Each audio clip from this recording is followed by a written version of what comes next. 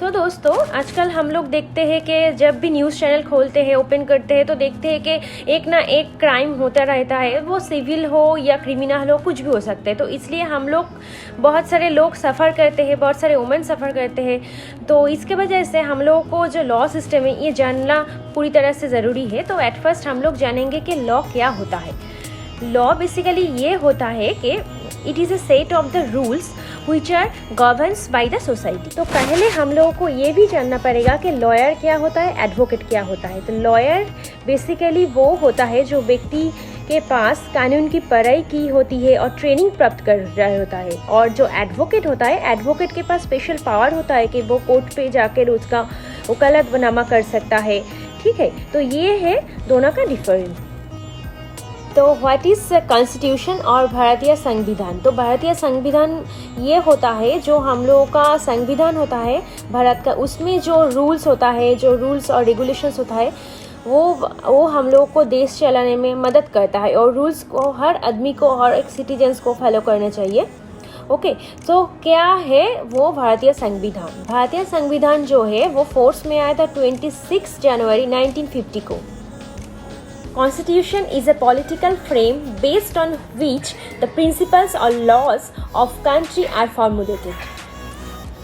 दोस्तों, हम लोग तो कॉन्स्टिट्यूशन के बारे में भी पढ़ लिए और लॉ के बारे में थोड़ा थोड़ा जान लिए। तो इसके बाद हम लोगों को ये जानना है कि ये कॉन्स्टिट्यूशन का क्रिएटर कौन है। क्रिएटर है डॉक्टर B.R. अम्बेडकर सर।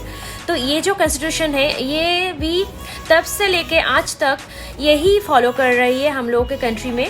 तो ये वाला कॉन्स्टिट्यूशन सबसे ज़्यादा लंबा लेंथीएस्ट कॉन्स्टिट्यूशन है वर्ल्ड का।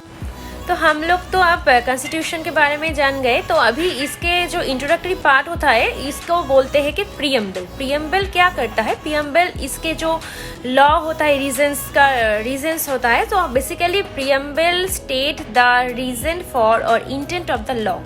तो ये जो प्रीएम्बल होता है इसको भी हम लोगों को जानना चाहिए, समझना चाहिए पढ़ के।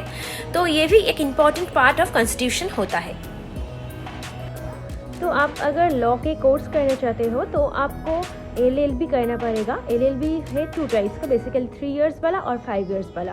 तो ये 2 करके ये आप अगर हायर स्टडी के लिए जाना चाहते हो तो आप LLM भी कर सकते हो। तो LLM करने के बाद और LLB करने के बाद आपको एक प्रैक्टिस करना पड़ता है, वो है प्रैक्टिकल एक्सपीरियंस। तो प्रैक्टिस के लिए आप जो फील्ड में इंटरेस्टेड हो तो आप उस फील्ड में जाके प्रैक्टिस कर सकते हैं। एज यू नो दैट हमारे देश में बहुत सारा केस ऐसा भी रहता है डोमेस्टिक वायलेंस वाला, जिसमें बहुत सारी लड़कियां सफ़र करती है, बहुत सारी कर भी रही है अभी।